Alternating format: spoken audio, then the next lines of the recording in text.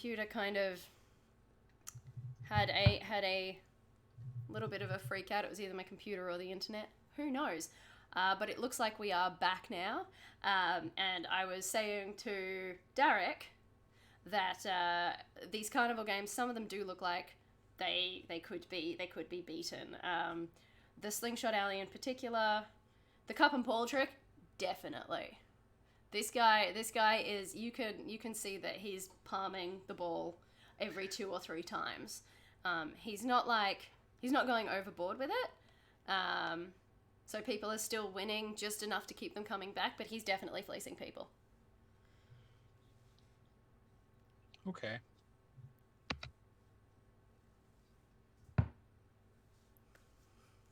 Yeah, I'll keep an eye out on all of these things that are going on and just keep an ear to the ground and see if I can hear any strange occurrences or any pertinent information as I'm kind of wandering. Yeah.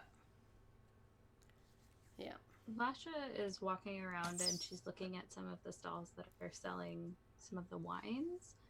And she comes up, she approaches the merchant. Hello, I was wondering what flavors of wine that you have this year. The merchant is a young half-elf woman with very stylishly cut hair, like one of those really short little bobs that take just an endless amount of maintenance to look good, and she looks good. And she kind of leans over the little tasting bar that she's got. She's like, well, we have wines from all across the continent. I have some wonderful vintages from the Greyhawk region today, which I suppose you wouldn't have seen much of in Saltmarsh. We've got some beautiful red varietals from up around the central region.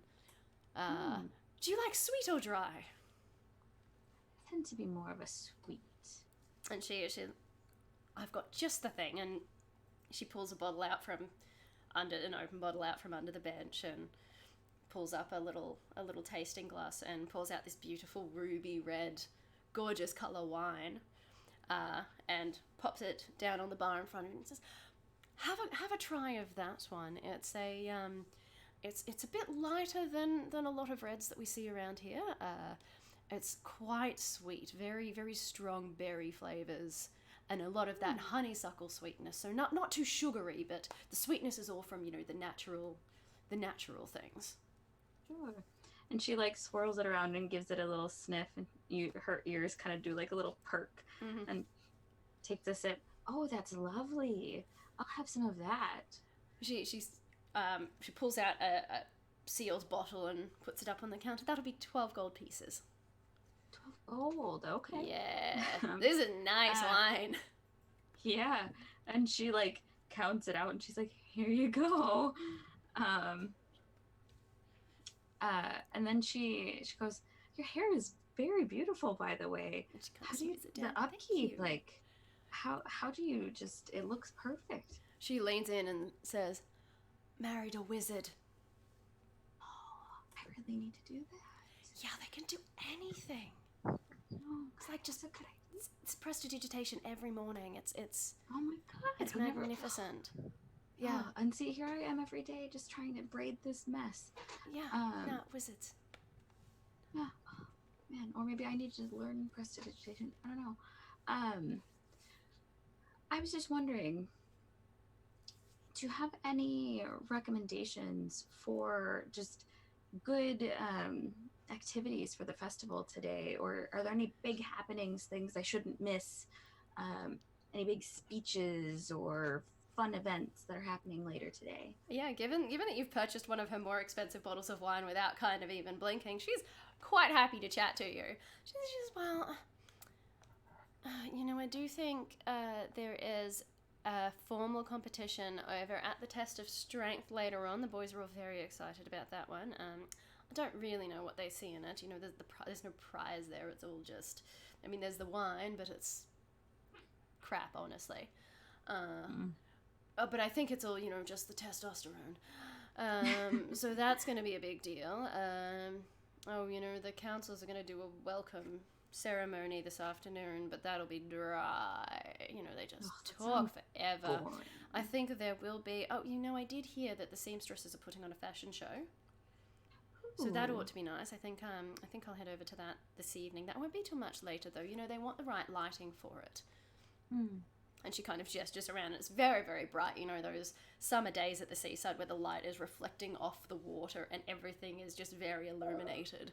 She says, I don't think this is their preferred lighting for, you know, showing their fashions. Mm-hmm. But so that's what I've heard is happening. Oh, and I do believe that there will be musicians and whatnot over dinner tonight. I think they're going to try and make sure people stay here past sundown for a change. And she gestures around to some torches that have been set up that are unlit. Well, thank you so much. And this wine is fantastic. It is very good. It's extremely expensive. It may not be worth the price you paid for it, but it is nice. It is really. It's like a special occasion kind of Yeah. drop. Right. And then she wanders back to her friends and she's like, I got a little bit of information for this overpriced wine. And she's like sipping at it and she's like, it's tasty, but Just straight out of the bottle. yeah.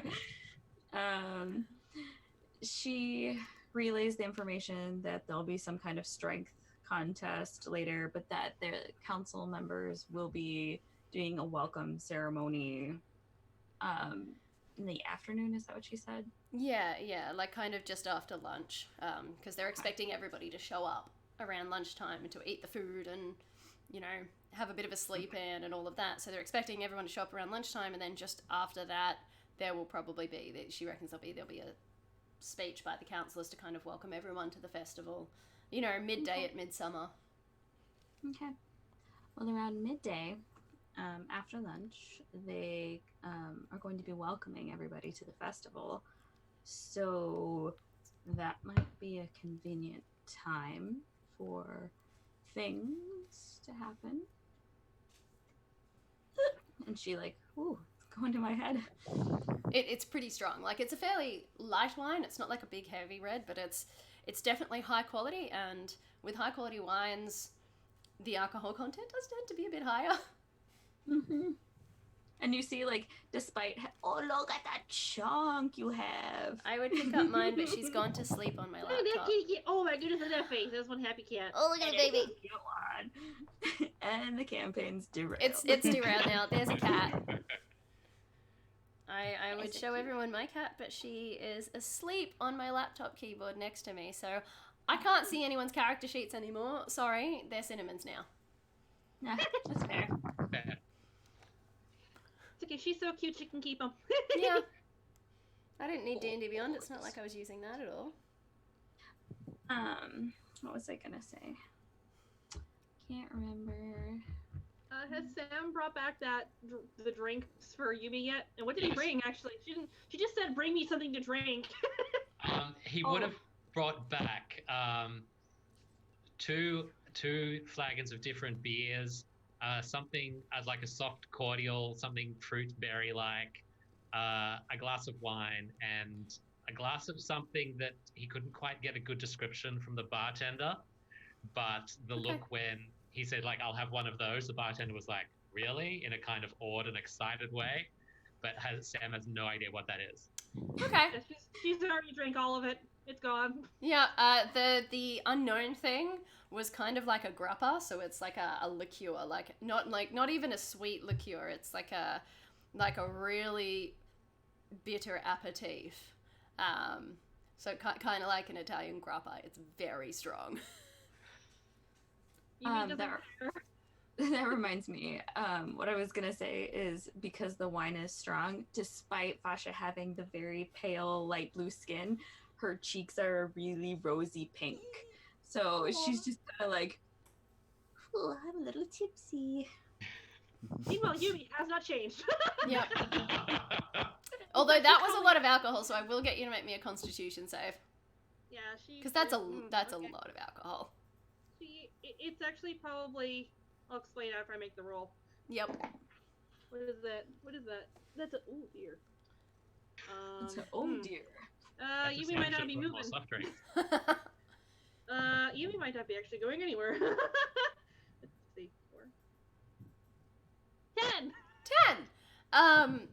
You know what? You were doing fine till that last little bit of clear liquid hit your stomach, and then you don't feel too bad, but you feel like if you stood up, you might have a problem. Sitting here on the grass, you're like, we good. But if you stood up... yeah, you just hear from the grass as Yumi's lying down. I think I made a mistake. Decisions were made. Because the group would know that it looks like she drinks a lot, but in reality, she nurses the same flagon for like an entire evening. Oh dear. Should Sam run and get some food now? Would that be helpful for both of you at this point? I don't know. I don't drink, so I don't know.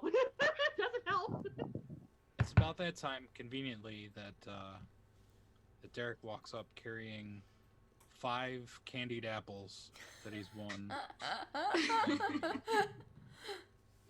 Yeah. And hands one to each of the 3 of you that are there. He takes one for himself, and then there's one waiting for when Jar gets back. And for that hour, Jara was walking through the. I'll try and get back into his voice. Jara was walking through the to the camp, to the carnival, keeping his ear out basically for any conversations to do with Prime Water or other members of the council or his previous interests, the Sea Princes, or just smuggling in general, really. Yeah. Just anything that would spark his attention. People are definitely talking about the councillors. You do pass a group of people who are dressed quite plainly. They're not dressed. Everybody here is kind of in their Sunday best, and this group is kind of dressed much more utilitarian as though for work. And you can hear them talking about basically planning when this speech by the councillors. So you kind of hear as you walk by a snap of conversation about just kind of the organizational, logistical side of getting all the councillors together and up on this little raised wooden platform in the middle. Do they definitely reference that Prime Water will be there? Now that you're listening for something specific, make me an investigation check. Investigation. That's only a plus 12.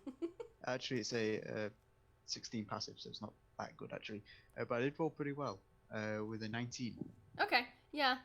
You kind of have to shuffle a bit closer than you'd like, but you hear quite clearly that they specifically mention Gellin Prime Water will be the one delivering the address, because the councillors have collectively decided that Gellin and Anders are the 2 people who are best suited to public speaking out of all the councillors, and Anders has been judged a little bit too young and inexperienced to be launching such a momentous occasion for the town. So they've settled on Gellin, who will actually be delivering the address, with all the other councillors seated behind him.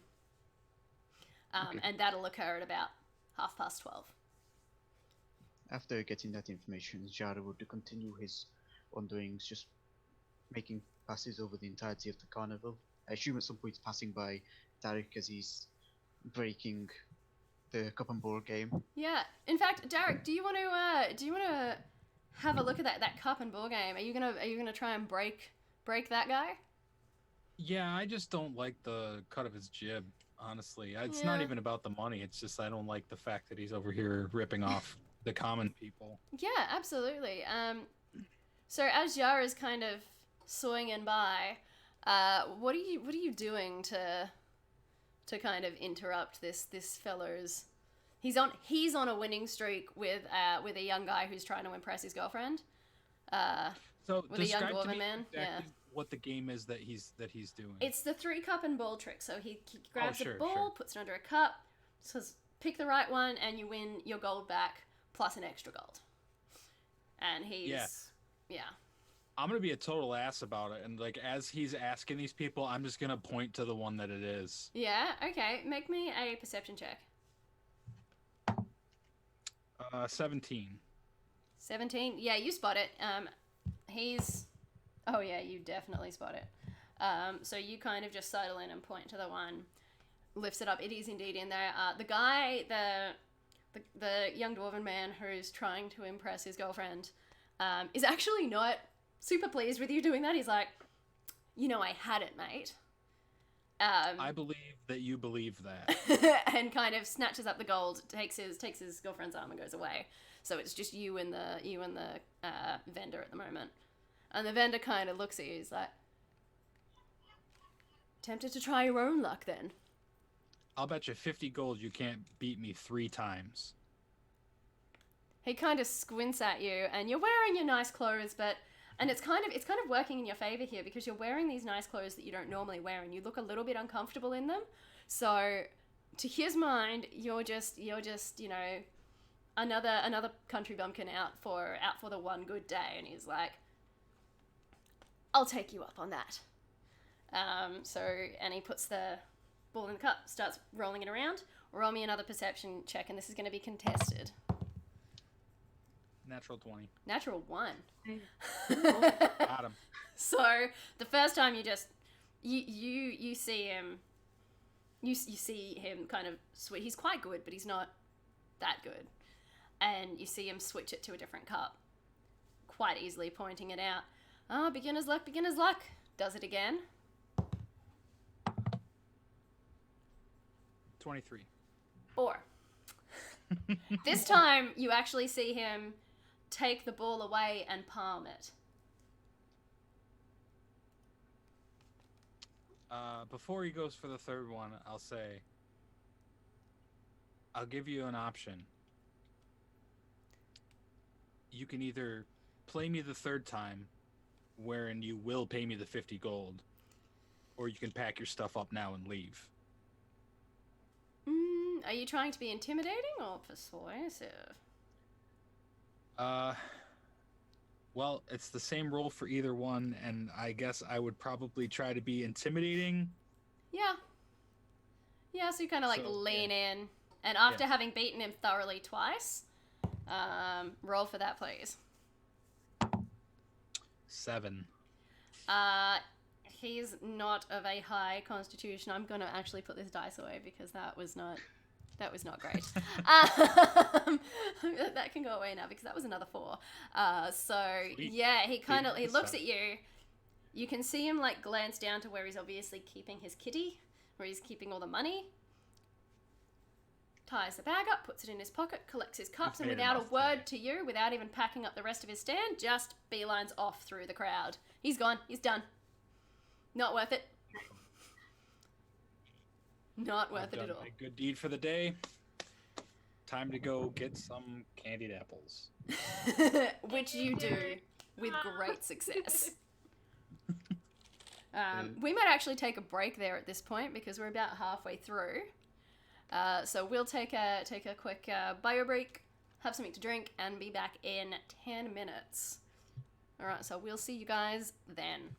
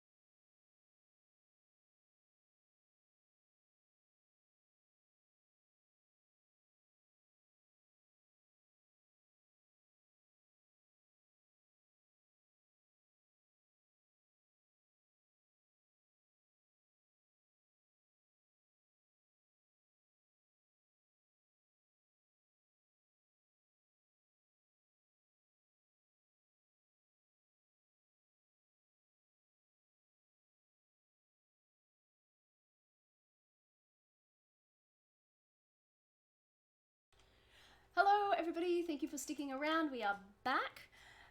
We left off with some carnival games. Jara passing by Derek as he convinced a potentially shoddy, a definitely shoddy individual to pack up and leave. And that's where we left off. So where is everybody now? So I assume that we all reconvened on the beach at this point, and we've shared what we know. Yep. It Just roughly, can't abide grifters. I don't know, Derek. If that was the case, you would not be associating with me. I pulled a few tricks like that in my past. Past tense. Yes, past tense is in a month ago. It wasn't that long ago. To be fair though, I do play for little amounts of coin. I don't. You cheat don't large need the money. I mean, you're true, but money is always nice. Money is always nice to send off to the family, as it were. Am I still lying on the ground because I can't quite get up yet? But you've got a toffee apple. Okay, I'm probably just sitting down. I'm just nibbling on the apple. And I probably actually have. You could probably heard me just kind of mumble like, I haven't had one of these in 15 years. Is she Oh, drunk? it's just as a quick No. thing. Like, So she I'm like imagining- touches your nose. She's like, "Can you feel that?" Yeah, are you drunk?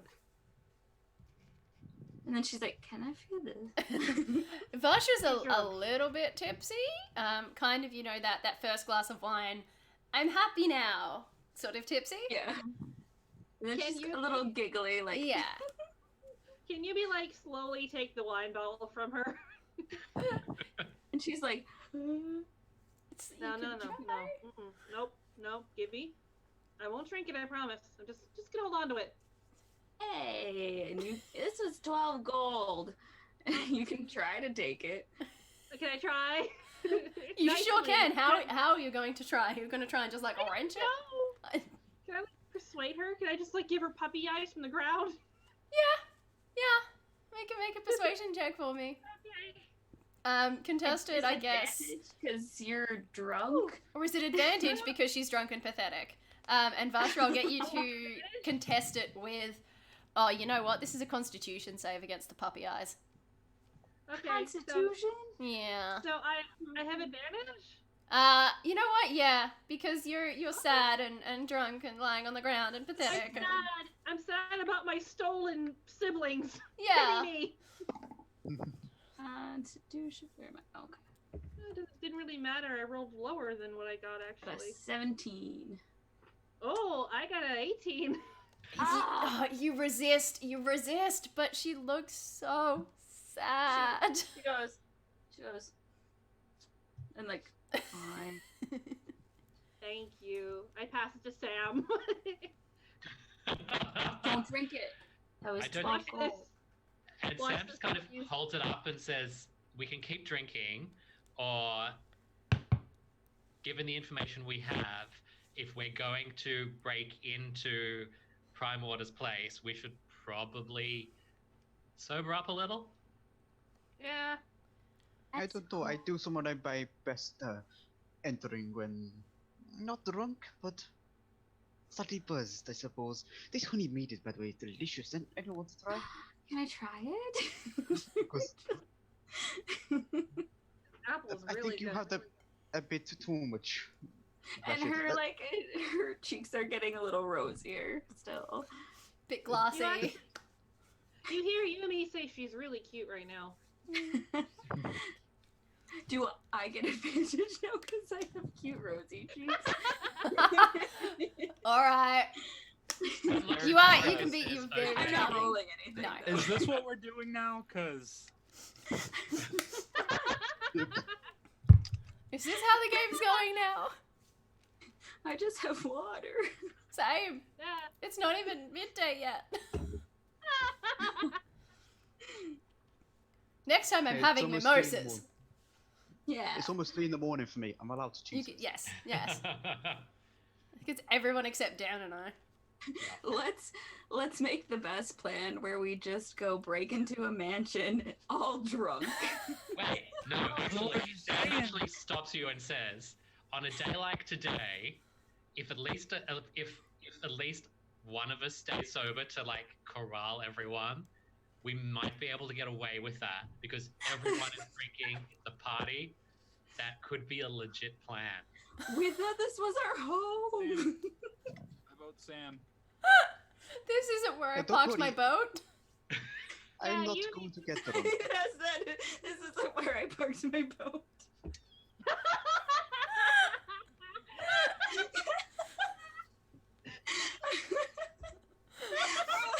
Or like Prime Water walks in and we're like, Pranked! Got him. you have the best coats.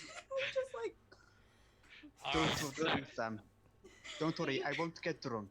I'm just having something to lighten me up. I'm not going to get drunk or even tipsy. That is bad Look. business. at this point, I think what's going to happen is going to happen given the time. So, we If could you all just are- ask if you all are Cat being if they think drunk. we should be drunk and espionage. drunk Yumi, espionage. You Dress hear me from up. the ground. You hear from the ground. Yumi say, "Give me 15 minutes, and I will be totally fine." So I have a question for the group. Does anyone know where Prime Water lives? I think that is a key aspect of the plan that we've not yet addressed. I would say Varsha definitely knows where he lives, as a resident of Saltmarsh. Gillen Primewater being kind of he's like a big name around town. He lives in a mansion, actually on this side of the harbour, so not on the dock side. He lives in a big house on this side of the harbour, kind of overlooking the water, and he's known for having luscious parties there. And yeah, so it's if you walked the whole way through the carnival, out the other side and kind of around to the headland, that is where his mansion is. Alright, I have to type. This isn't where we parked our boat. This isn't where we parked our boat. Is there? This is just a DM map question. Our place where all our stuff is, if we didn't bring it with us, is that largely en route? Sorry, my Oh, you webcam. disappeared. Yeah, my webcam wasn't focusing. It's on this side of the harbour. It's kind of past the bridge that leads to the other side. So you were most people who pass through, Varsha probably has her own home, but all the residential areas are in the same kind of spot, on the road leading into town. So when you're coming into town from inland, not from the harbour, when you're coming into town from inland, there's a road that comes in, there's kind of a roadhouse and the suburban residential areas initially, and then there's the bridge on the left that goes over to the docks, and the path continuing forward, which is what you took this morning to get to the market area. So it's kind of back the other way. If you not want to go and prepare and take your time to ready yourself for something like this, I can always go ahead and make sure that I am seen eye keeping a watch over the home. You know, making sure definitely no one is there, or if there is people there, how many there are. This is my expertise, as it were. And that's probably a good idea given you look like an elf right now, or half elf. And And then you can just- that will only last for about another minute or so. Oh, okay. And I can keep doing it, but I would prefer to keep some things in reserve. But I can be hidden, even as a tabaxi. So Lurk in the shadows. it is my specialty, after all. Yeah, anything I'm doing with this, by the way, is what Jaro's doing. He's just waving some mead around drinking. Yep. Gosh, it's like, Sam, the why. He's like, Sammy has a big That's okay. Yumi's just going to town with an apple. She's like, oh, it's so good. Well, I mean, it's like probably the first sweet thing she's had, like what she said, like 15 years. Yeah, no, this is, I mean, this kind of food, you can buy it on market day, but people usually don't because it's expensive and it's, you know, not really the standard fare. So yeah, this is a kind of exceptional feed even for the locals. So for Yumi, who's been quite ascetic and in her style up to this point, this is probably really good. You're welcome. Mm-hmm. So, am I going ahead to keep an eye on the house while? I think that's a good plan. And if we'll meet you, 4 doors along in roughly an hour, will that be enough time for everyone to at least walk in a straight line, if not be sober? I think so. And also keep me from just finding him and breaking his legs. In that case, I think if you don't all mind, I might go and get an early start of my watchfulness. Is there anything you need us to bring back for you if we're picking up stuff? I will go without my armor this time. It'd be a bit hazardous to put it on. But speaking of, and Java's going to start unbuckling his sword belt and hand it over. Yeah. A bunch of you have said you've had weapons on, but being like a fishing, it's not a mercantile town at all. So you know, not everybody's got weapons, but you know there are military people here. There are Marines here. So like Varsha's been, who all have weapons. There's town guard. There's, you know, there is a small selection of armed people in the crowd. That it's not, you know, this isn't high society where it would be frowned upon. This is just a bustling merchant town with all types of people from all walks of life. So having a couple of weapons, especially the way Sam tends to wear his, which is part of the outfit, is quite standard, especially with the Marines and the seafaring military and those kind of people. So let's say Jada's going to pass his Zabla, his saber, over to whoever wants to hold it. I'll keep watch without any obvious weapon on my part. I do have some tricks up my sleeve after all, so I won't be defenseless. But I'd appreciate it if you could bring that with you. Yeah, cool. Sam's now got Wonderful. 2 axes and a sword. 2 axes and a sword. So the disguise self is going to flicker away at this point, Mm-hmm. leaving the tabaxi. I will see you all then in an hour.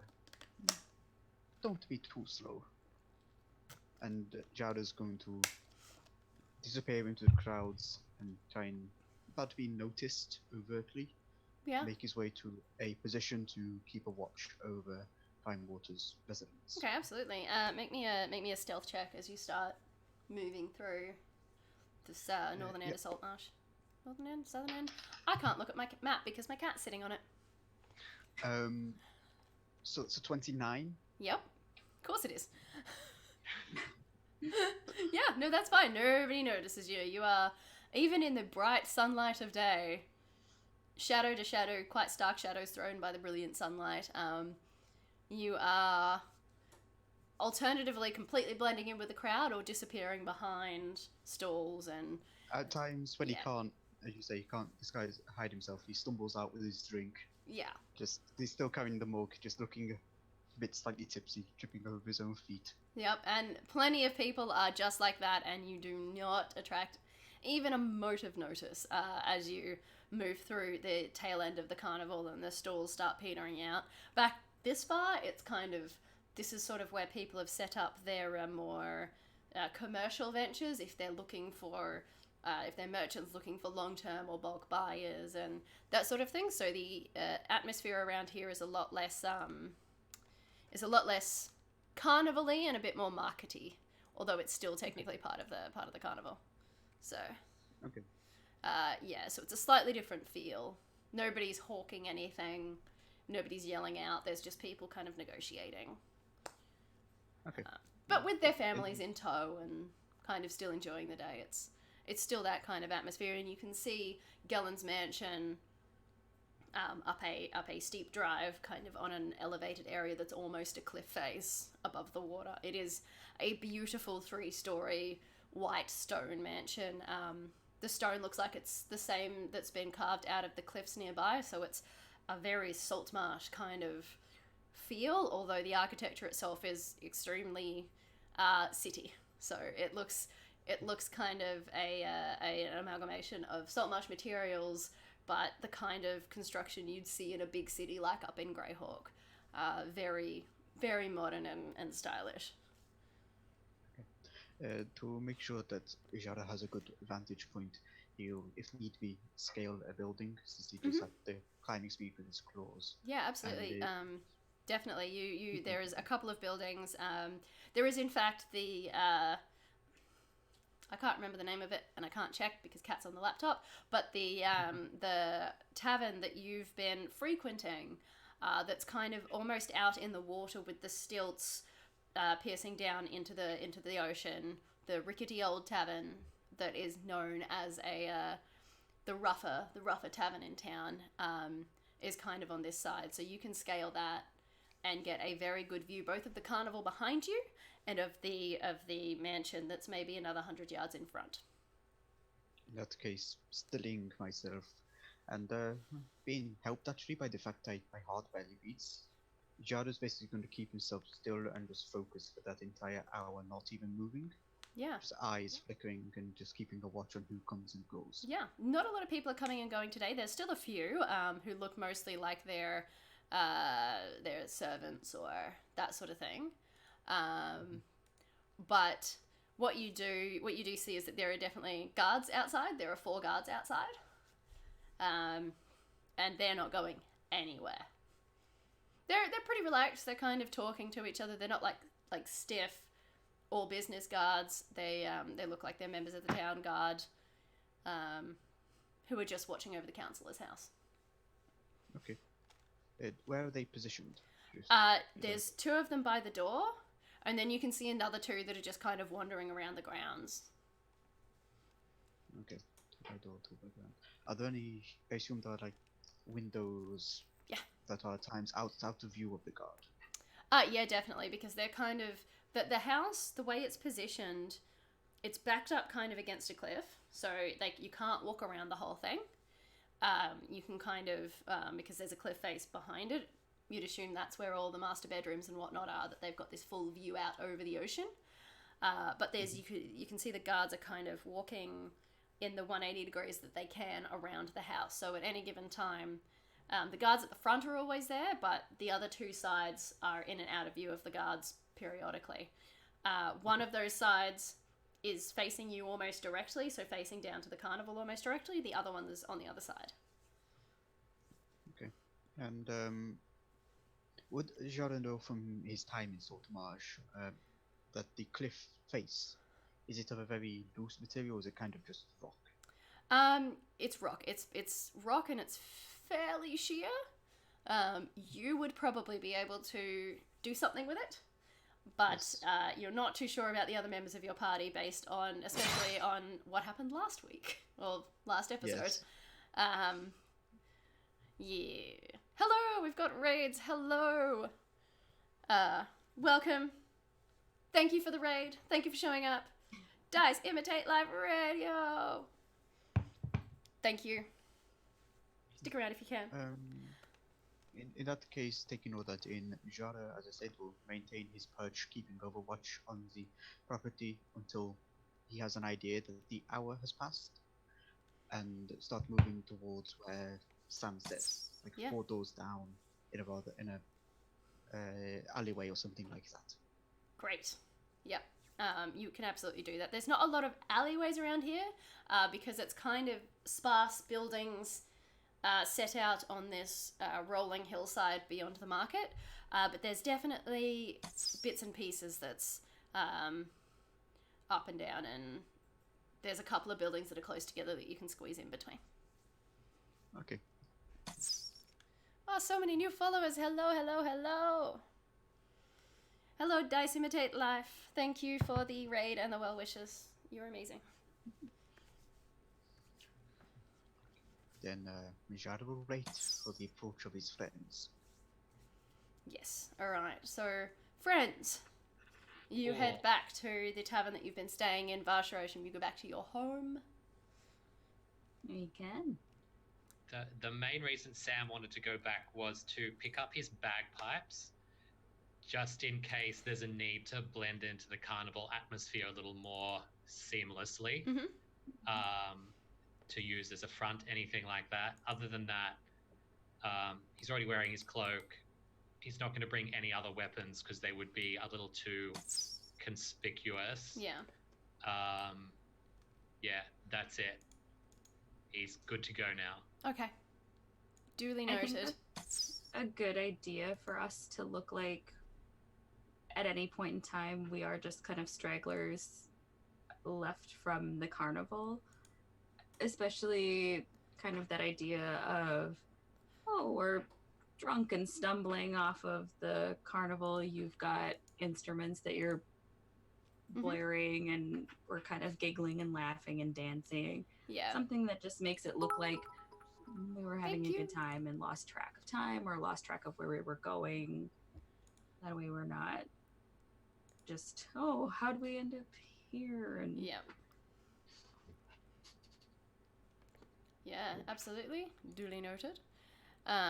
So you do all manage to collect your things and head back towards the carnival. It is filling up a lot more.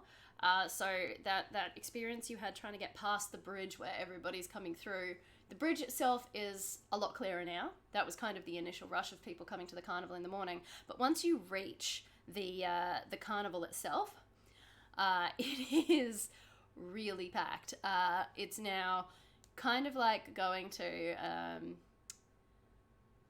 like a town fair. In Australia we have something called the Ekka, the exhibition. So I don't know if anybody, I don't think anybody has a frame of reference for that except maybe Dan. But you know, like a town fair, like a city fair, like a county fair kind of a thing. Yeah. So kind of like a county fair. Everybody's there. There's people milling around. There's children running around and yelling, and weary parents trying to keep them under control, and groups of teenagers and groups of dock workers just standing around, alternately having a good time and trying to impress each other. Standard kind of atmosphere there. It's probably pushing lunchtime now. It did take you a little while to get back, collect everything, and come back through. So you're sort of having to weave through the crowds at the very start of the carnival.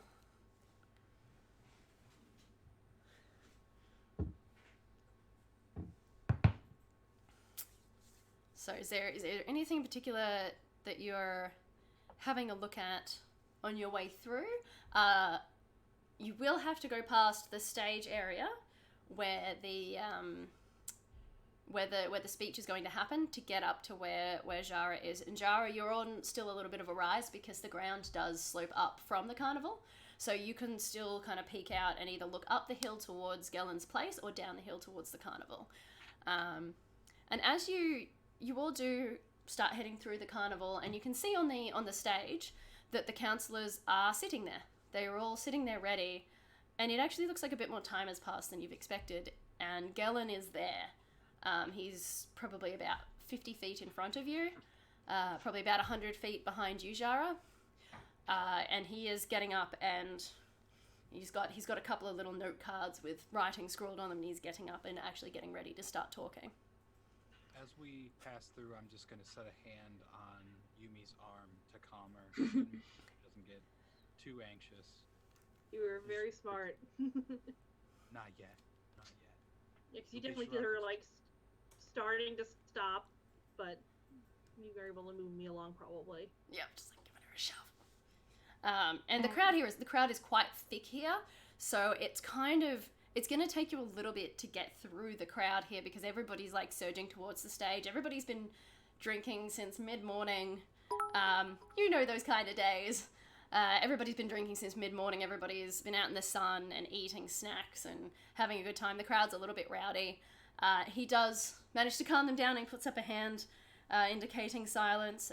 The other councillors behind him are kind of joking and laughing with each other. You see Your initial employer in Saltmarsh, Anders Solm, is there. He's looking very, very, very young and dapper in probably clothes that his mum bought him.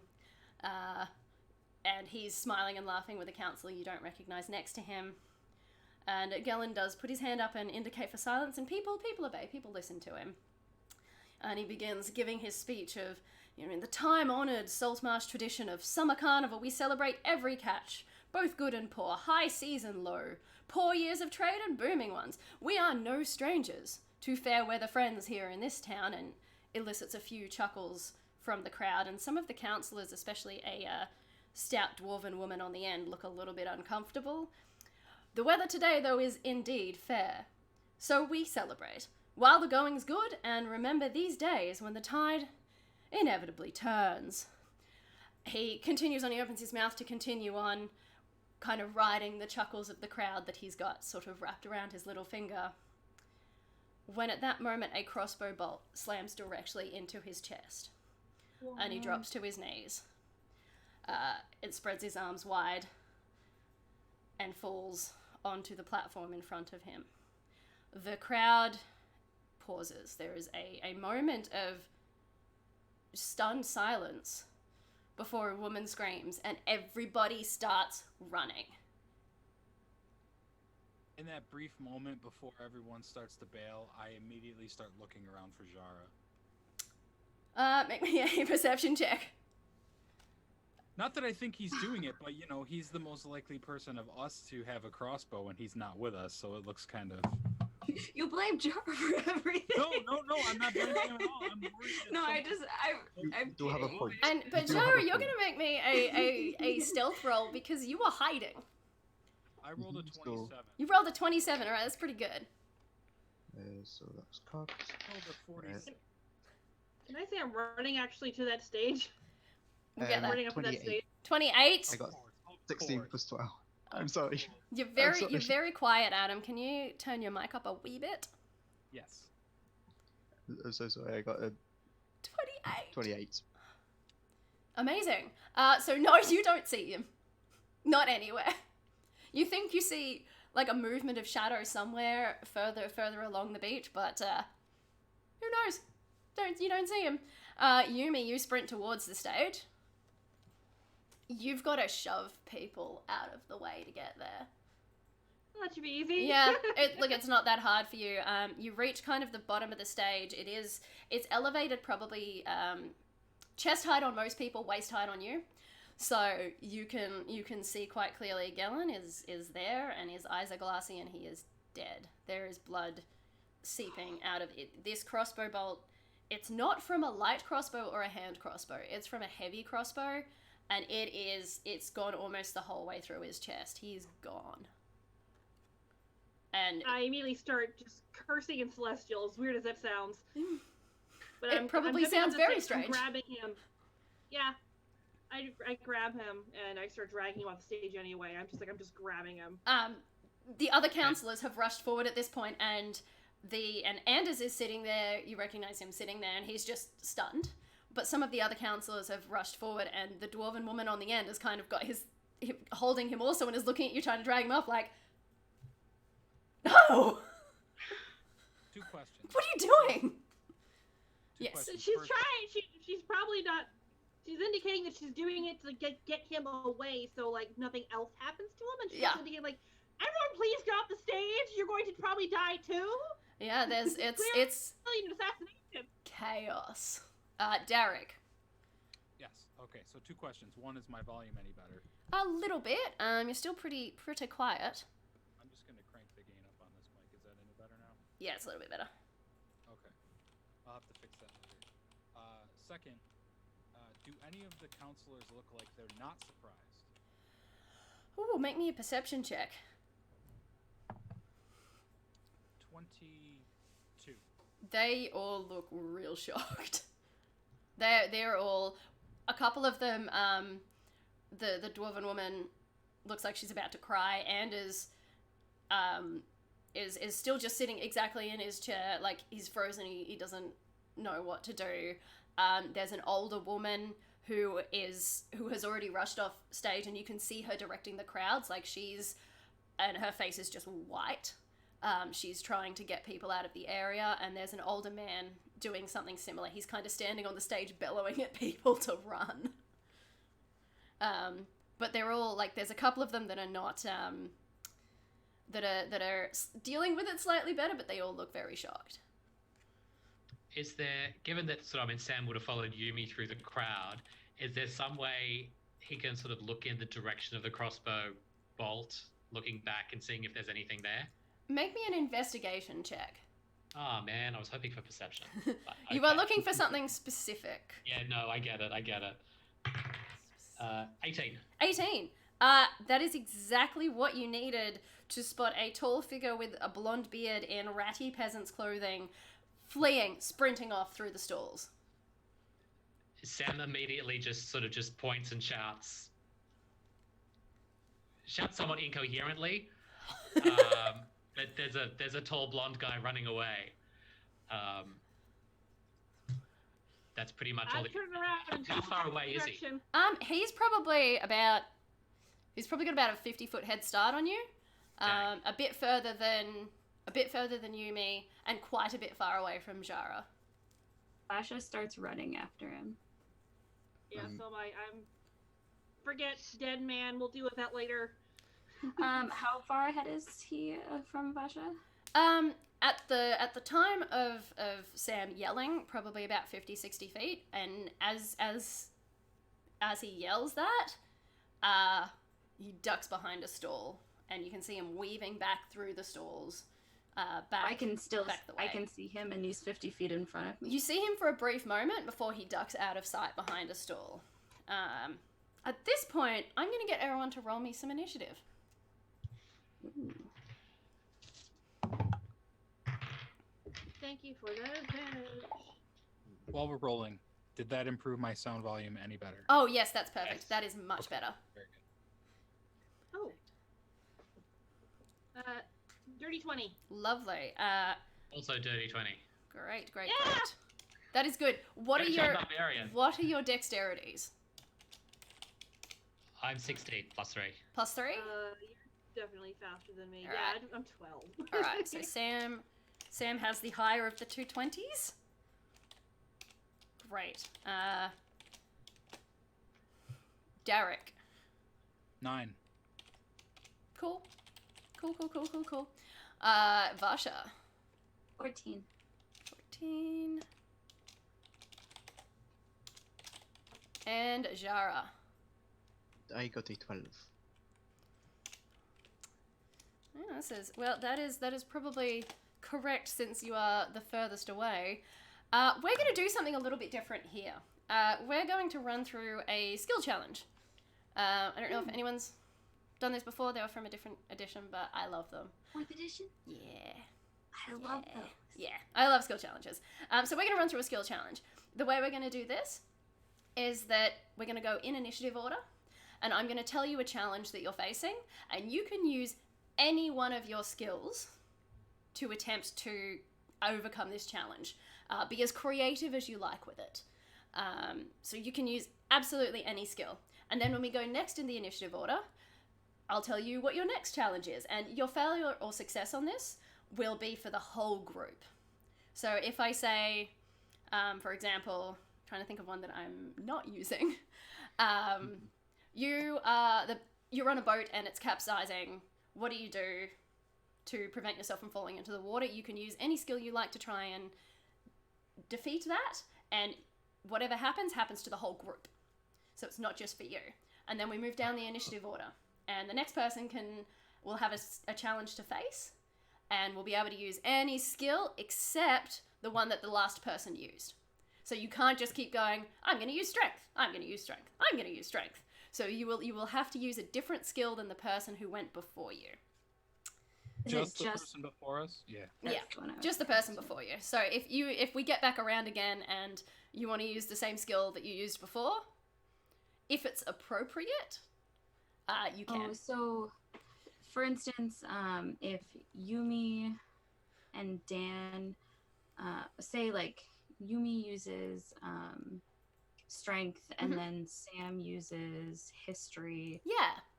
can I use strength because strength was used first, but not immediately before me? Yes, Or do you yeah. mean per encounter? Yeah, by the time we get back to you again, so you will only everybody will have a different challenge basically to overcome.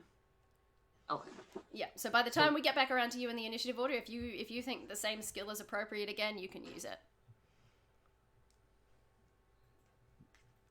Like if you want to use athletics twice on your turn, you totally can.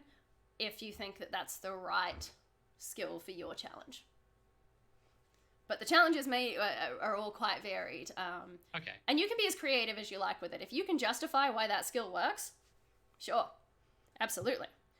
So at the top of the initiative order, we do have Sam. And Sam, you've just spotted this guy, and he has darted off into the crowd. You're in the midst of this huge crowd of people surging every which way just as the figure disappears behind a stall. You have to get through this crowd. How are you getting through the crowd?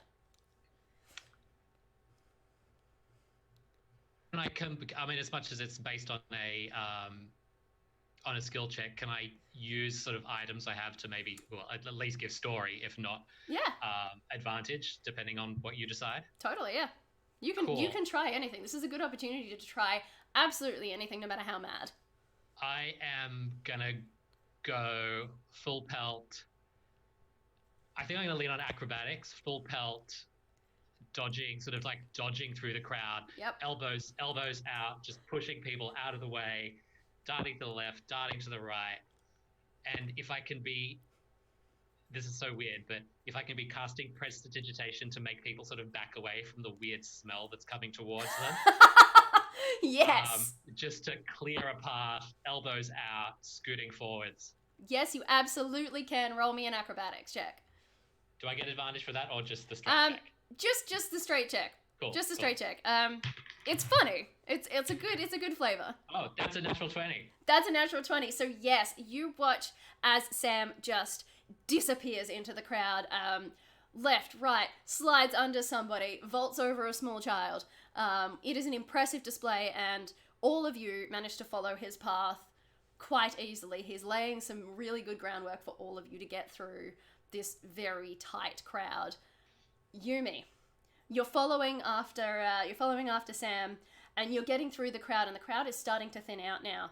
But you've lost sight of this guy. He darted into a stall, and you can't see him anymore. How are you going to quickly pick up his trail? That's a good question. Let me look at my skills for a second. Yeah.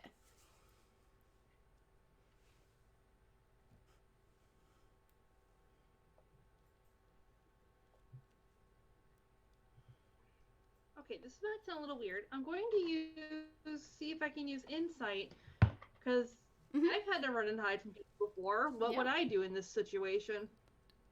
Yeah. So you're gonna try and put yourself in his head. Yeah, trying to predict his path. Yeah, absolutely. Oh, that's a 17. That's a 17. That's good. Yeah, you have a look around, and you're looking at the crowd, and you think, this is stupid. You're not going to run through this crowd. You're going to be pushing people around. People are going to see you. You look up, and just in time to see him vault up onto the rooftops that are crossing the bridge, because the bridge in Saltmarsh, the Sharkfin Bridge, has shops and homes along either side. And while there are people thronging the streets, the rooftops are clear. So you see just in time for him to vault up onto the roofs and start running lightly along the bridge above the crowds. Okay, Yeah. Immediately I point up and I yell to Derek. Absolutely. You know, he can do something about that probably. Yeah. The yell kind of attracts attention. Jara, you have been catching up with the group at this point. And while you're kind of a little bit further out of it, you notice that Yumi's shout has attracted the offender's attention, and they have turned around and pulled up a heavy crossbow with both hands and are about to fire on your friends. How are you going to maintain pursuit while not getting hit?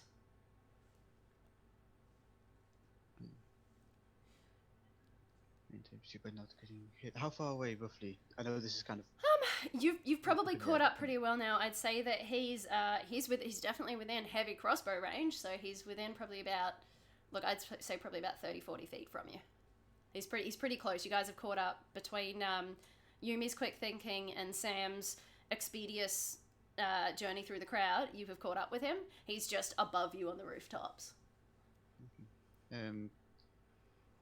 this might sound odd, so I don't know how it might work, and you can tell me if you want something different. Yes, the whole point of this. But Jada's intent is he's going to use his claws, Mhm. climb, and like bonus action dash if it was Yep. 2 rounds. Get up there, get towards him, and get in front of the bolt. And he's Okay. ready to a shield. Okay. So Based what skill check are you gonna use? How are you gonna get there? I suppose to get there in time to use the spell acrobatics. Yeah, absolutely. Roll me an acrobatics check. That's a 15. That's a 15. You do manage to get up there in wait, time. no. Oh, Sorry. Oh no, I have proficient. Sorry. That would be a 19. 19. Good answer. Sorry. Because 15. Sorry, I was looking at my decks. I forgot. Yeah. I didn't think I'd. Yeah, totally. You get up there in time, and the crossbow, just as you pull yourself up onto the roof into the path of this crossbow, the crossbow goes off, and the bolt shatters on your shield. And now we're at Derek. This guy has turned back around and is now sprinting along the rooftops. I think we're at Vasha. Is that we? Shara, Derek. Oh no, we are at Vasha. Yes, my bad. So this one's for Vasha. We are. He is sprinting along the rooftops. The crowd below, the crowd around you is still in panic mode. The people on the bridge don't really know, but there are a lot of people on the bridge. He is on the rooftops above you. How are you going to keep pace with him? Jara is also up on the roof.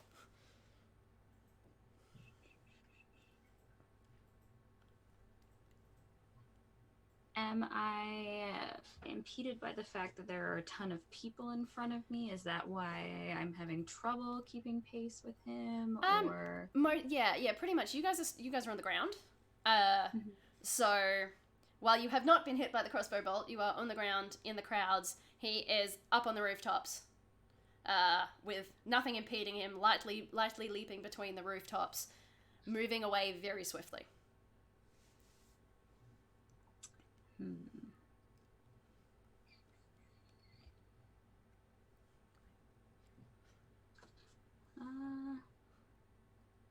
Actually,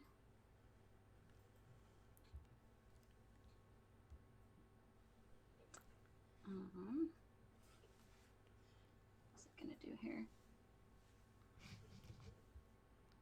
I don't know if you'll allow this, but are there Literally any like- skill. So, she generally doesn't like to do this because she generally really likes creatures, all sorts of animals, but she knows throughout Saltmarsh there's tons of like pigeons. They always roost on the rooftops and everything. Yeah, pigeons and seagulls, lots of them. Yes, tons of them, and then they just poop all over the place. Uh-huh. Would there be like a gigantic flock of them nearby where she could like chuck a big rock at them and spook them to like impede his running, so that necessarily she doesn't have to like run to keep in pace with him, but maybe slow him down? Yeah, absolutely. What skill are you gonna use? I don't know, like the last one was acrobatics, so you're not gonna be able to use that one. athletics to like Yeah. I don't know if that's throwing something totally. or like I don't know if animal handling to like spook the animal, but I would say athletics is the one you athletics want to there throw to the like rock, actually. to pick up a nice heavy rock and just kind of skip it into the big flock of seagulls that's roosting on the rooftops around him. Ooh, that's really good. That is 22. 22. Yeah, you skip this rock, and in fact you've thrown it so hard that he nearly trips on it, but it disturbs all the seagulls roosting on the rooftops, and you can see he kind of almost stumbles to his knees for a second and has to get back up as the seagulls are just in his face and wings everywhere, and it's very, very chaotic. And even though you're down on the ground below him, the group is able to catch up with him quite a bit. So he's kind of almost directly above you now. You've caught up with him.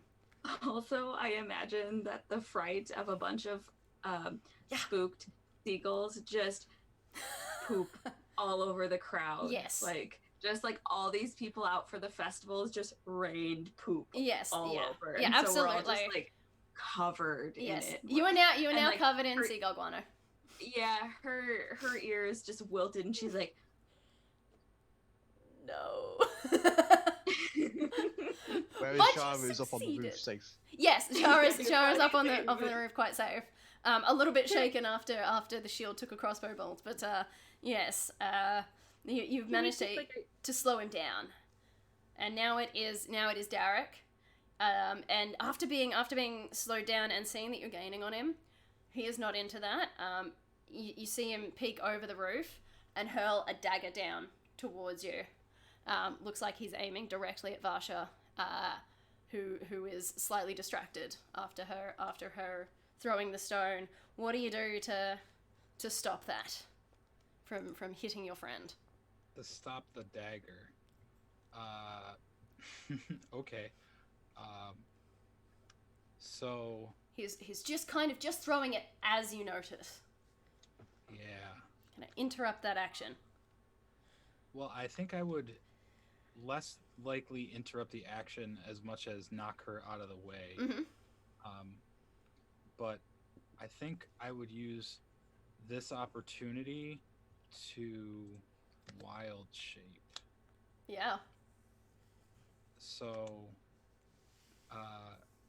given that I'm going to want to keep an eye on this guy, suddenly you see Derek convert from his normal half-elf form into a bursting, large beast with massive wings and a white feathered head as a giant eagle suddenly appears. And I would blast my wings out and try to careen Vasha out of the way of the oncoming dagger. But I'm still going to try to do that with perception Okay. to see the dagger coming, if Yeah. that makes sense. Absolutely. You're going to try and kind of almost predict the path of the dagger and make sure she gets out of the way. Correct. Yeah, totally. All right. I rolled a lot. 24. Yeah, you absolutely. You get your wings around her and kind of roll her out of the path of the dagger, and it misses you both by an inch. Slams into the side, and you look up in time to see that he is off running again. We are back at the top with Sam. Sam, you see this stranger launch himself off the roofs. You've all reached the end of the bridge. And he launches himself off the roof onto a pile of crates that are in front of the docks. You are now approaching the main docks of Saltmarsh.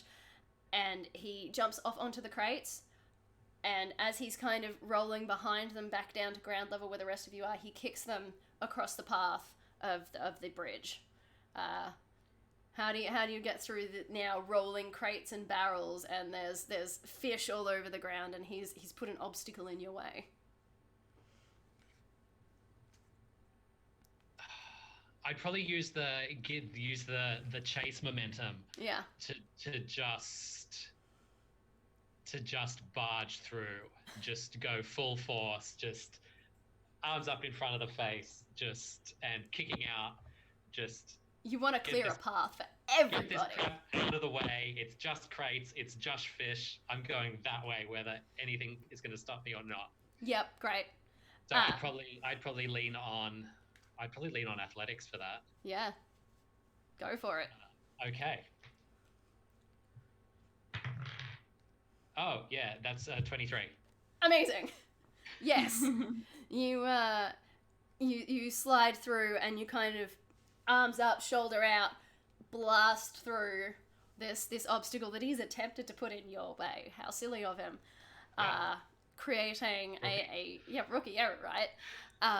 Creating a very clear path for your comrades to come through. Yumi, you take the lead. You are pretty passionate about catching this guy. He's ruined your day a little bit. So you take the lead just in time for to see him run out along one of the docks.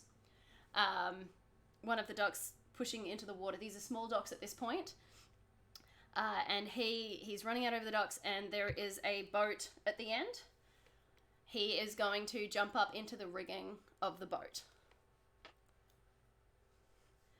Your challenge is how to get up there and follow him, or perhaps impede him from moving further.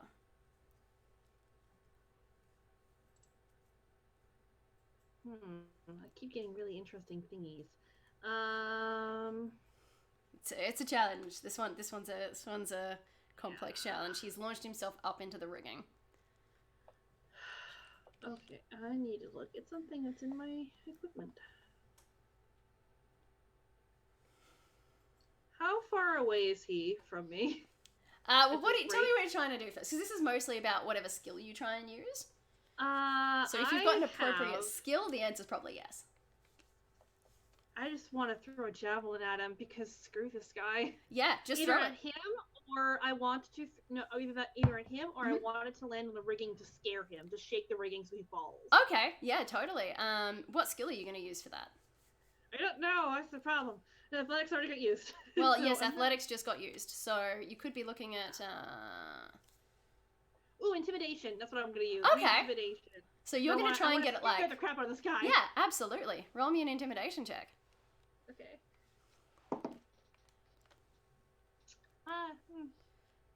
It's a natural 1. Oh, yeah. You throw the javelin, and with a yell that sounds a little bit more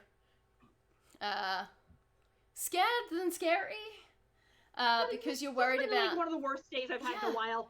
You are deeply concerned that this might mean you don't find your sisters and your brother, like your siblings, and the javelin just doesn't have any strength behind it and kind of plops into the water. So no, that didn't go quite as well as expected, and we are back to Varsha. You see the javelin kind of plop into the water just as this guy at the top of the rigging reaches out and grabs a rope that is attached to the top of the rigging and swings himself over to the next ship over. He's swinging through the air trying to get over to the next ship, and this will put him quite a way ahead of you for the momentum from the swing. How are you either going to follow him or stop him?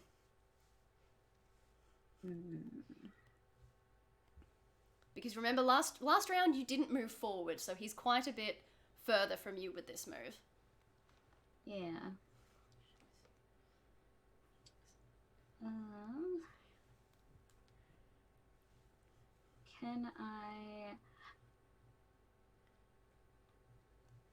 Can I try to intimidate him, but also back it up with a spell of my own? We just used intimidation. Oh no, that's right. Sorry, I forgot about that.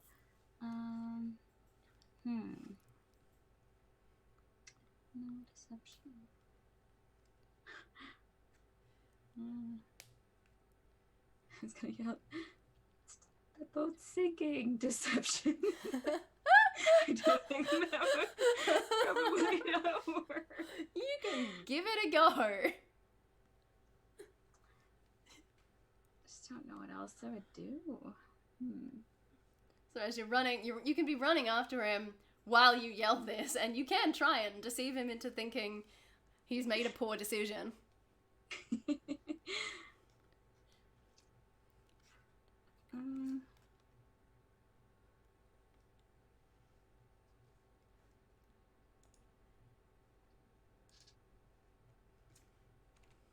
I don't know if I want to say, like, wait, the boat is sinking, but...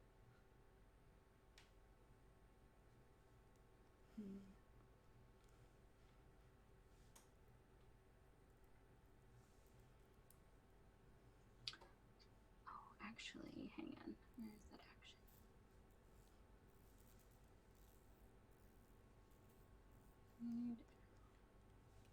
He is getting away. So, no,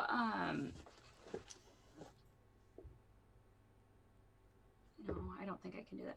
Yeah, I think I'm just gonna scream like, so we just did intimidation. Yeah, I think I'm just gonna I'm gonna be dashing as fast as I can, and be like, "Wait, no, there's something on that boat that you don't want to get on that boat. It's dangerous." And Yep. see if he stops. He's like, "Oh, maybe I don't." Yeah. Okay. See if you can try and deceive him into thinking that he's maybe on a boat that's here for repairs and is not. Yeah, because I can't say it's sinking because it's obviously not sinking. I got a 15. You got a 15. He looks Yeah. back at, he doesn't even kind of seem to register. You can see his eyes kind of slide towards you, and he keeps swinging. That it didn't seem to land. He seems to know exactly what you're trying to do there. And he swings onto the rigging of the next boat and begins to launch himself. Takes a rope that's attached to the rigging, drops down, and starts swinging towards a skiff at the end of this particular dock, a very small, light sailing boat, and lands within that and starts to undo the rigging, and starts to prepare to launch this boat. Jara, yes. You can see him untying the rigging of this boat. You were moving forward a bit last round as well, but you're still a little bit further away from him. If he gets this boat undone, you think he's gone. Okay, so Jara, who has actually been running on all fours, he's on down all fours as fast as he can, digging his claws in to put himself forward. Essentially, he's going to reach down and doing one stride, as it were, pull a hidden knife from his boot, and I would like, if possible, to use stealth so he doesn't see it coming until the very last moment. Yep. And until you get within range, and just And I want to sink it into his shoulder, under his arm. I want to sink it to a very sensitive place. Yeah, somewhere that's going to stop him from doing this task. Oh yes, something that will impede his maneuverability. Yeah, absolutely. Roll me a stealth check. Plus 12. It's at a 24. That is a 24, yeah. He is he's frantically kind of pulling the rigging down, so the sails are beginning to fill out, and you can see the boat's already beginning to strain against the ties onto the dock. But just before he gets the sail fully down, a dagger comes from behind, straight into his shoulder, and he staggers forward and drops down onto his elbows, with blood seeping through the back of his jerkin. Derek, he is down. You can see him crawling towards the rope that's securing the boat. Sorry, could I? Yeah. Could I add something just for flavor? Just for flavor. I just thought I could have done this. So, Jara doesn't reach down to his boots. That'd be a difficult maneuver to do running on all fours. Instead, True. it's as he's running, as one of his hands passes through shadow cast by a bow. Yes. Comes out the other side with the shadow trailing behind. Yep. Which begins to lengthen and solidify into a shadowy mass that shifts into that of a dagger. Yep. A very long tipped dagger, and it is the shadow blade that he tosses through the air. Yes. And as soon as the blade impacts, pierces almost right the way through the shoulder with the blood blooming behind it, it just disappears into a puff of black smoke. And shadow coalesces around his part and there's around his shadow paw. everywhere. Yeah. And Derek, you've managed to get to the front of the pack in your giant eagle form. You are shooting down through the sky towards this guy, where he is dragging himself, quite injured with this dagger in his shoulder, towards the loop of rope that is holding the half undone sailboat to the dock. He is about to pull it off. You're pretty close to him. And with your eagle movement, you reckon you could get to him, but what are you going to do to stop him from flicking that loop off and potentially still getting away? So we want to, I assume, interrogate this guy, talk to him, understand why he's doing the things he's doing, right? Okay, so I'm going to use athletics as my skill to try and pluck him from the boat with my talons and fly up into the sky holding him. Yes. Just yes. I rolled a 25.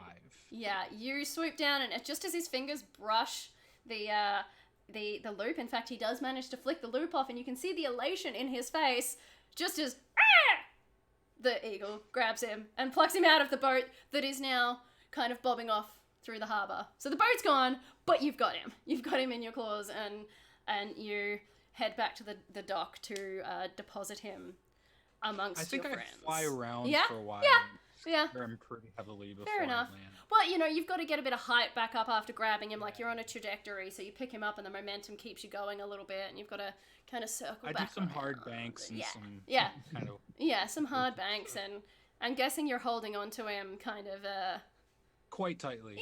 Yeah, potentially where Jara hit him, maybe, with the sword. Oh, yeah. Yeah. Oh, yeah. Yeah, so he's having a yell. He's definitely So majestic. not pleased. Yes, you look very majestic. He doesn't.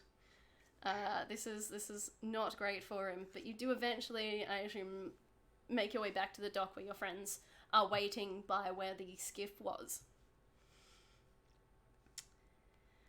And you deposit him down.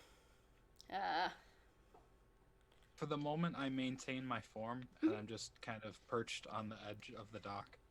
Yeah. So you're standing there on the docks, bathed in what is now the afternoon sunlight, clothes sticking to you with sweat, the noise of fishers and merchants, and shouts of confusion.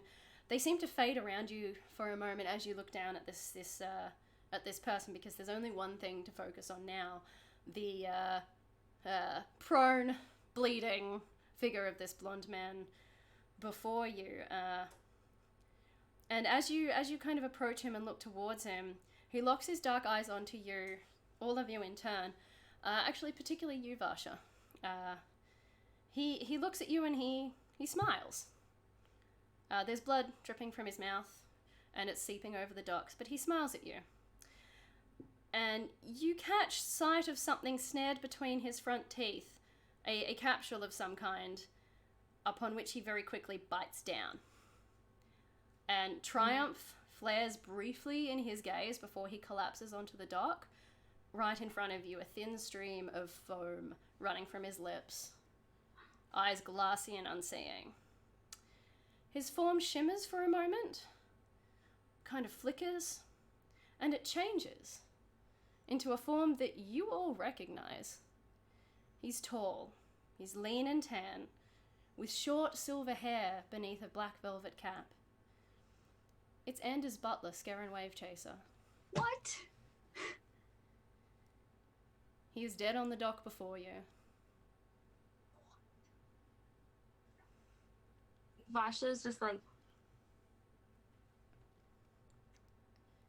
oh my god. I think for the second time that day, Yumi's just screaming in fury. Yumi drops to her knees and lets out a scream of frustration and fury. You nearly had him. Sam very quickly covers the corpse so no one else can see who it is. Mm-hmm.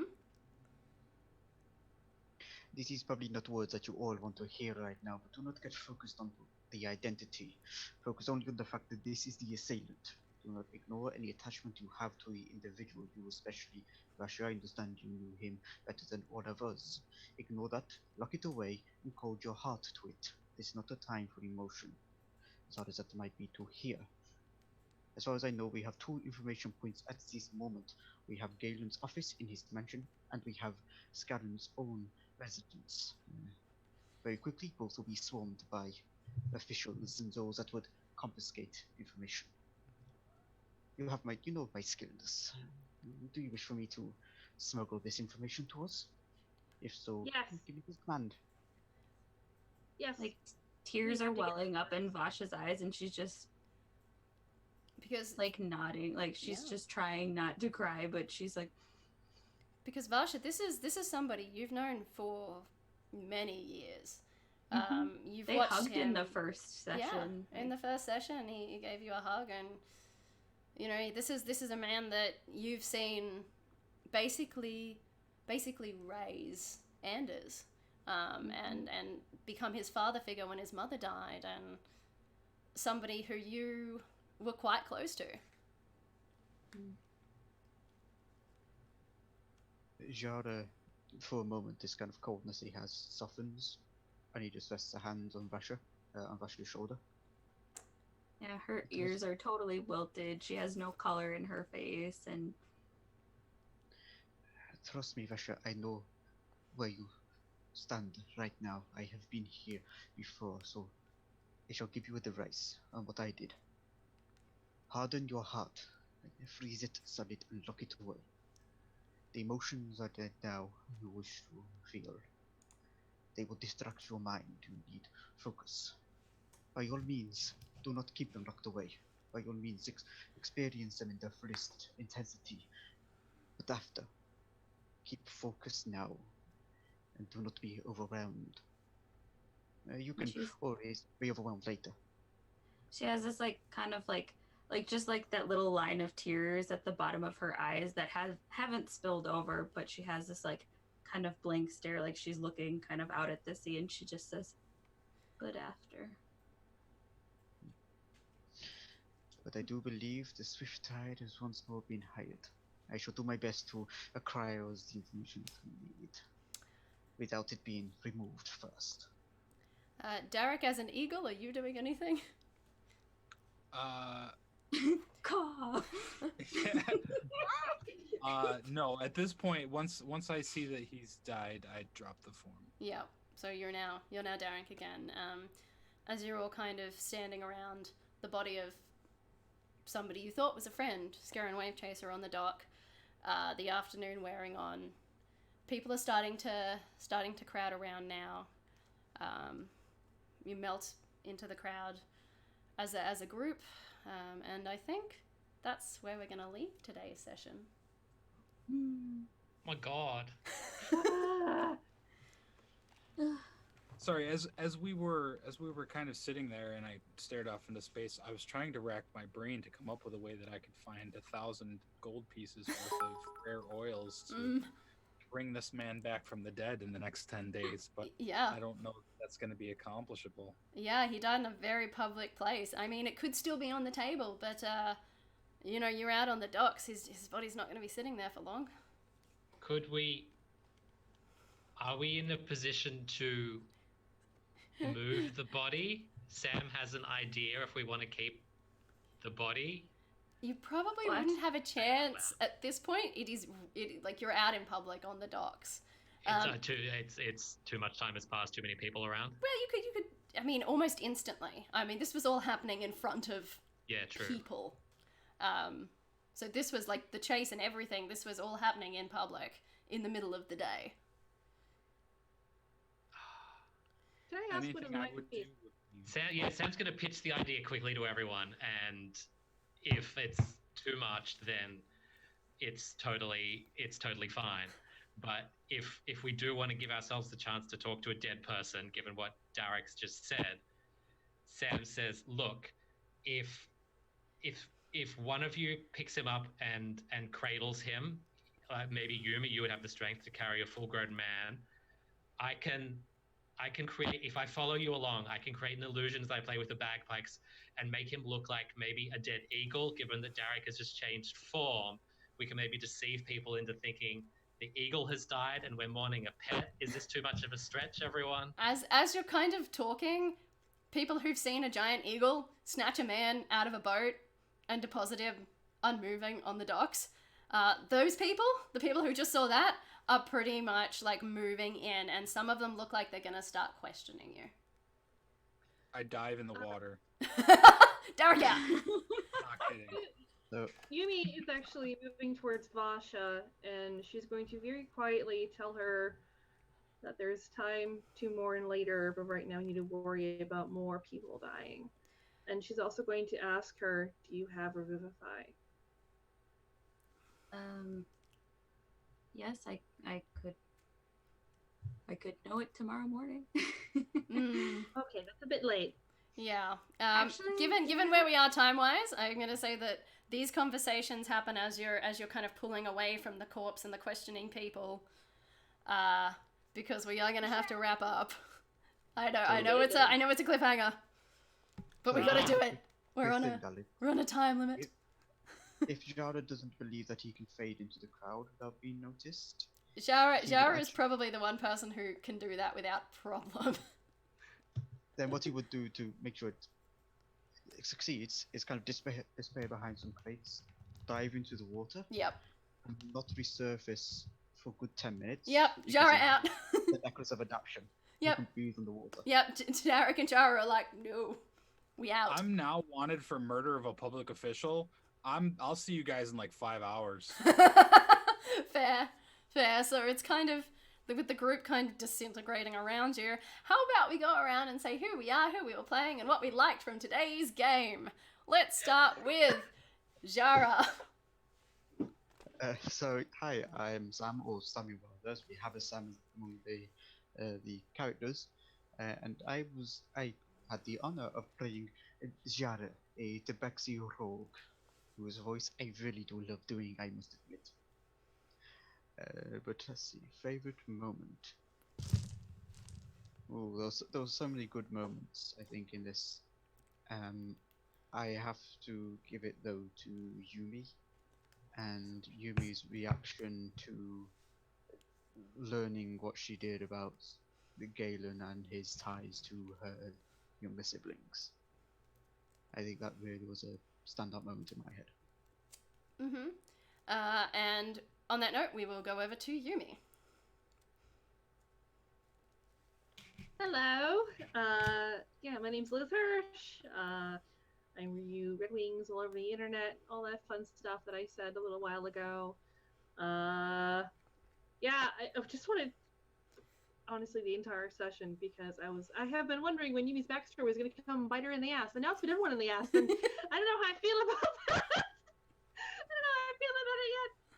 But honestly, I actually kind of like really enjoyed being able to have Yumi like flip out, because she's usually such a stoic character, and finally the party got to see her probably what's going on underneath the surface, which is a lot. Yeah. It includes crazy drippy shadow wings and glowing red eyes. Fair enough. And Samael. That's me. I'm Dan. I'm at Scary Dan on Twitter, playing the Elven Barbarian. And honestly, I leveled up expecting to be all like, oh yeah, no, like level 10 battle situations. But I was so into everyone just being their characters and all of us working together as our team. It was so much fun to see everyone play that. So the highlight was the whole thing for me, just the fact that everyone was really into their characters. It was so much fun to play with everyone in that aspect.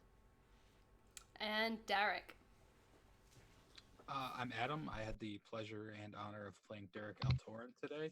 You can find me on the internet at Adam Barnello. My highlight for today is kind of a strange one. As a most of the time DM myself, I can appreciate someone who takes the initiative to move the plot along when it comes to a spot where there are a lot of options. So my highlight is when Fasha decided to start a dance party in the middle of a giant carnival to get us in the mood for carnival. So kudos on that one. And with that in mind, Fasha. I play Vasha Stormsong, the Sea Elf Tempest Cleric. You can find me on Twitter at @4_DND. My favorite moment of today's session was some of the moments between Vasha and Jara. I did like the dance session between Jara and Vasha, but then I liked, in stark contrast to the happy, jolly session, the very somber moment at the very end where he's telling her you need to lock away your emotions and you need to focus on what the task ahead is.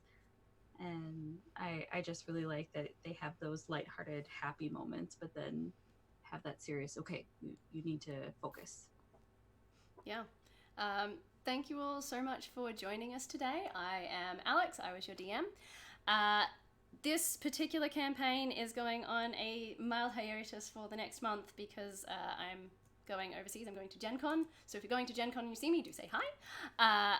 please check out the Greyhawk channel schedule for more amazing games. And don't forget to check out our Patreon as well. Our patrons are what keep this entire train moving. So thank you again as well to my players. Throwing a skill challenge at you. No, not really sure who's actually done one before. You guys picked it up really quickly. Thank you folks so much. It's a pleasure to play with you all. And I will see you again in about a month, which feels like a really long time after that session. But next session, we'll be back at level 15. So if you thought level 10 was big, I know we didn't get much combat, but yeah, level 15 next time. So please do tune in. It'll be big. I assume it won't be immediately after this, or are we? No. There will be, as with all of these games, there will be a period of passing time where people are doing their own things and leveling up. Yeah, level 15 next time. It's yeah, it'll be interesting. So we will be back with another sort of connected one-shot after Gen Con. Thank you very much, everyone, for tuning in, and we hope to see you back next time. See ya!